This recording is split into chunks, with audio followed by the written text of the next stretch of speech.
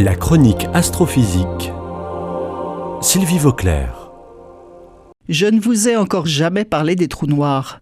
Les trous noirs existent, c'est certain, mais ils ne correspondent pas à l'image qu'on s'en fait en général dans le public. Qu'est-ce qu'un trou noir ? En langage scientifique, c'est une singularité de l'espace-temps.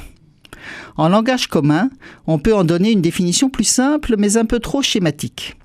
Commençons par cette définition et je la discuterai ensuite. On peut dire qu'un trou noir, c'est une condensation de matière avec une densité si grande que la lumière ne peut pas en sortir. Elle reste comme piégée à l'intérieur de ce qu'on appelle l'horizon du trou noir.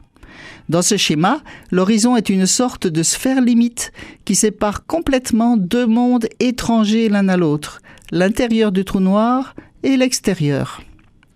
Il peut y avoir des trous noirs de toutes les dimensions. N'importe quelle masse de matière pourrait devenir trou noir à condition d'être comprimée suffisamment. Par exemple, le Soleil, qui a 700 000 km de rayon, deviendrait un trou noir s'il pouvait être concentré à l'intérieur d'une sphère de 3 km de rayon seulement. Évidemment, ça ne se produira pas. C'est là la difficulté pour que des trous noirs se fabriquent. Il faut quelque chose de puissant pour les comprimer suffisamment. Les trous noirs les plus connus dans l'espace sont de deux sortes. Il y a ceux de la masse d'une étoile, qui se forment lorsque certaines étoiles explosent, et les trous noirs supermassifs, qui sont lourds comme des millions d'étoiles à la fois, et qui se trouvent au centre des galaxies. Comment peut-on observer les trous noirs alors que la lumière ne peut pas en sortir ? C'est que les trous noirs ne sont pas seuls dans l'espace. Il y a de la matière autour. Ce qu'on observe, ce n'est pas le trou noir lui-même, mais on le détecte par l'influence qu'il exerce autour de lui.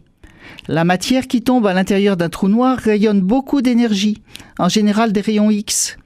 Ces rayons n'arrivent pas jusqu'à la Terre, car ils sont arrêtés par l'atmosphère, mais ils sont détectés par des instruments à bord de satellites. Il y a aussi le mouvement des étoiles autour du trou noir, qui prouve son existence. Les astrophysiciens pensent qu'il existe un trou noir supermassif au centre de chaque galaxie. Il en existe un dans la nôtre. Son emplacement est bien déterminé. Il avale ce qui passe à sa portée. Mais rassurez-vous, il ne risque pas de nous avaler de sitôt. Nous sommes trop loin, vers la périphérie de la galaxie.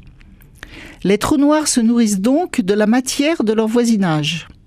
Mais s'ils se trouvaient dans le vide complet, ils finiraient par s'évaporer très lentement. En fait, l'horizon du trou noir, la fameuse sphère limite, n'est pas totalement étanche. C'est ce qu'a montré Stephen Hawking. Mais il s'agit d'un processus tellement lent qu'il faudrait un temps immensément plus long que l'âge de l'univers pour évaporer le trou noir qui se trouve au centre de notre galaxie. En revanche, les petits trous noirs peuvent disparaître plus vite.